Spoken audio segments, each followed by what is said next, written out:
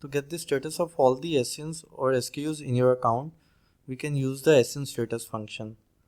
Let me pull in the ASINs for this dummy account. So it is going to be Gorilla _ASIN list, seller ID is here, and that's it.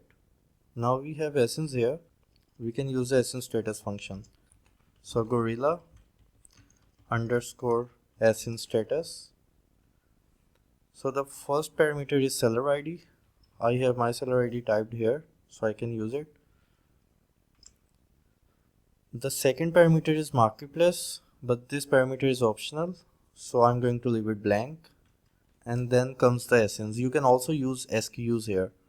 So now I'm going to select all these ASINs and fix the cell ranges. Okay, so this tells me that the status of all these ASINs is active. Let me try doing the same using the SKUs. So the seller ID, and that's it. So you see, you can use ASIN list or SKU list interchangeably for the ASIN status function. In case you want to narrow down the results for this ASIN status function, we can use a marketplace parameter. Here I'm going to use A1 as the cell reference. In this case, you can just use a drop-down menu like this, list all the marketplaces here, and let's try US. So this is how you can use any of these marketplaces. You can also use the EU marketplace. It will list all the ASINs or SKUs for the European markets, or you can just use IT for Italy, FR for France, and so on to narrow it down to a specific marketplace.